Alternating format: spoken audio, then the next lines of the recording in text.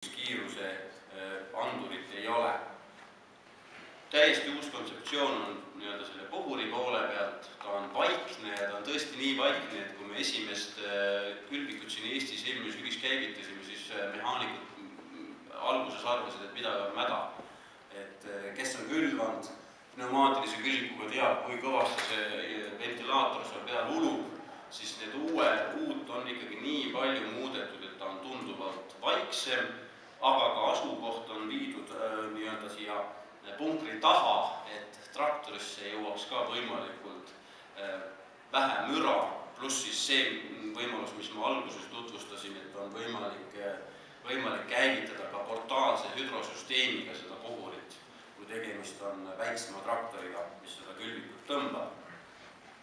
Jagaja pea otseselt muutunud ei ole, sellised jagaja pead on olnud kasutuses siin juba 10 aastat kindlasti, nad on ennast väga hästi õigustanud, nad ei ummistu, nad on väga lihtsa ülesehitusega, 6-meetrisel on võimalus ka nii-öelda pool külvikut välja lülitada, kui me kasutame näiteks 24-meetrist tehnorada.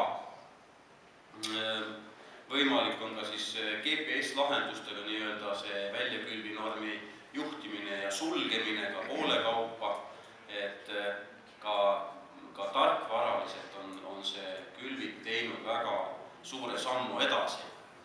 Tööorganite asetus on sellises mõttes, kui just seda pilti vaadata, äärmiselt lihtne ja loogiline ja lihtsalt ligipääsetav. Juhin ka tähelepanu sellele, et ta ei ole niivõrd kokku pressitud see ehitus, et igale tööfunktsioonile on jäetud ka piisavalt ruumi. Näiteks juba need samad kettad, töö ajal, kui me kiiresti liigume, siis visatakse mulda ikkagi päris palju ülesse ja taha. Ja selleks, et külvikut oleks lihtne vedada, peaks välistama selle, et see muld lendaks vastu neid tagumisi rattaid.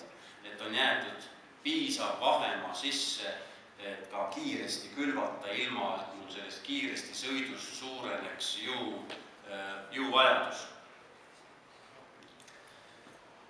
Külvipinna ettevalmistamine on siis ikkagi järsu nurga all asetsevad hambulised kettad. Hambulised kettad sai juba eelmise mudeli juures ära katsetatud ja kui siin alguses oli väike hirm, et äkki nad ikkagi töötavad seda mulda liiga agressiivselt, hakkavad ennast ise kinni loopima, siis katsed näitasid, et ei, mitte midagi sellist.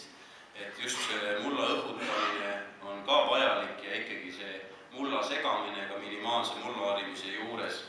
Hüdrauliline töösügavuse reguleerimine, ehk ma saan neid kettaid töö ajal hüdrauliliselt siis kas sügavamale lasta või ülespoole tõsta, on selgelt toetav nii-öelda suhteline skaala.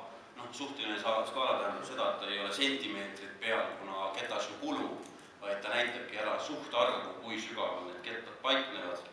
Äärmiste ketaste ja traktori rataste, tagumiste, ketaste individuaalne reguleerimise võimalus, et ma saan kas siis äärmisi või traktori tagumisi kettaid sügavamale reguleerida, kui ma leian, et see traktor tihendab liiga palju mullapinda, jätab liiga sügavalt või liiga palju tihendatud nagu rattajäljed, aga on võimalus ka kasutada selliseid e-pobesteid, nagu siin pildi peal näha on, kuigi mina isiklikult olen öelnud alati, et Eesti tingimustes, kus on palju kive, nad ei ole kõige parem lahendus, et see ketaste töösügavuse reguleerimine individuaalselt on kindlasti parem lahendus.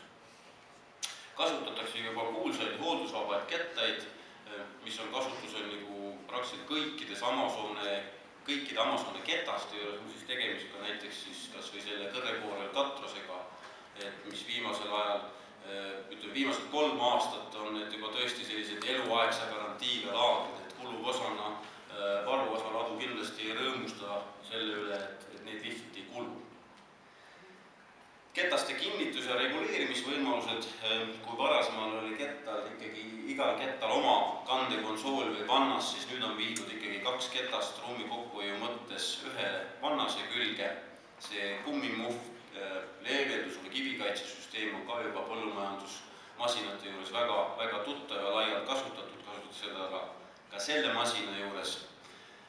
Ja nagu ma juba mainisin, et äärmiste ja traktori rataste järgsete ketaste individuaalne reguleerimisvõimalus on siis siin ära näidatud, et on on võimalik siis erinevate aukude järgi valida, kui sügavale või kui palju rohkem sügavale see ketas langeb, kui on teised kettad.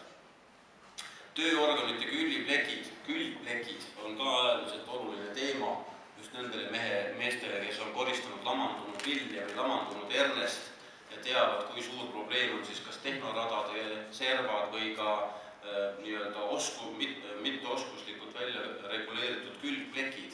Et eesmärgiks on ikkagi, et see kokku külvil ei jääks valli ülesse, sest kui ma pärast pean hakkama lamandunud vilja võtma, siis ma võtan teravilja kombainiga selle valli kõik mullama ülesse. Et on võimalikult pikaks ja samal ajal ka liikuvaks see plekk tehtud, et ta tööd võimalikult hästi teeb. Uus asi, mis siis tulnud on lisavarustusesse crushboard, künnipinna parem ettevalmistus külviks. Ehk siis kui tegemist on külviga, mis ei järgne minimaalsele mulla harimisele, kas siis sügav kobestamise näol või ketastega harimise puhul, siis saaks kasutada seda crushboardi. Tagab kindlasti ka stabiilsema külviku liikumise, ehk siis mida rohkem on maa ära silendatud, seda ühtlasemalt liigub ka teravilja külvik, seda ühtlasemalt liiguvad seemendid, ehk seda ühtlasem on meie külvisügavus. Tööintensiivsust on võimalik siis hüdrauliliselt reguleerida. Piiotstel on 2 kinnitusasendit, ehk siis kui ära kulub, see on ühe augu võrra veel edasi panna. Integreeritud sõiduosa, kiire transport, kvaliteetne eeltihendamine, võimalik on valida erinevate rataste vahel.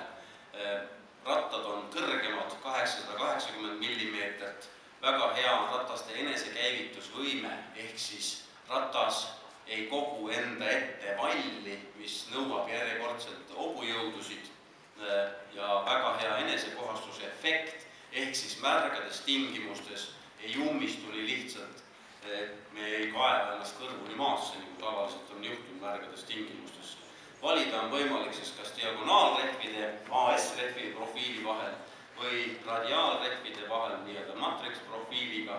See AS on kindlasti viletsam, on võetud tootmisesse või selle külviku juurde just sellepärast, et väga paljudel konkurentidel on see AS-profiil nagu kasutusel ja tahes-tahtmata üks või teine masinatootja peab vaatama, mida ka konkurendid nagu pakuvad.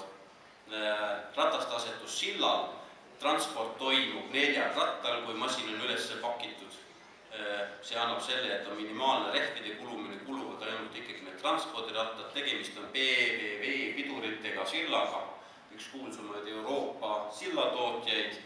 Võimalik on saada ka ilmapiduriteta masinaid. Põlluotsas ümberpööramine on siis 6-meetrisel 10 rattal ja 3-meetrisel 4 rattal. Nüüd seal vahepealsed variandid siis on nähtavasti rohkemate ratastega, ehk siis tegelikult ma saan põlluotsas ümber pöörata kõikidel ratastel. Keskmised rattad on seotud raamiga ja tõusevad alati üles, see on lihtsalt tehniline, tulenevalt tehnilistest lahendustest. Välimised 3 ratast on kõik ühed sillal. Kahjustuste korral, kui kumb uruneb, on võimalik siis neid läbi selle kiiremini vahetada ja kõik rattad on ühes mõõdus. AS-profiili kiituseks peaks ütlema siis nii palju mõõtudena on siis 15-tollised, väga hea enesekäivituse efekt tänu sellele AS-profiilile. Kahjuks on täislastis masinaga lubatud sõita ainult 25 km tunnis, matrix-ratastega lubatud sõita 40 km tunnis. Meil sõltub see väga palju sellest, kas ma võtan selle külviku registris arvele või mitte. Kui tal on numbrimärk ja pidurid, siis me saame ka nähtavasti 40 km tunnis lubatud liikumiskiiruse. Kui me arvele teda ei võta, siis teda tegelikult üle 25 km tunnis vedada nagu ei tohi meie seaduste järgi. Lihtne asendamine tähendab seda, et väga paljud kummimüüjad või rehvimüüjad pakuvad seda AS-profiili. Siin on ka ära näidatud tööpilt AS-rehvidega, kui tegemist oleks 12,5 cm rea vahega. Ja matrix-rehvid, mis on tegelikult puhtalt Amazone enda välja mõeldud, allianss neid Amazonele valmistab, tunduvad parem eeltihendamine tegelikult kui AS-profiilil. Seemnevabude katteks jääb kõikidel mullatüüpidel piisavalt peenmulda, see eriline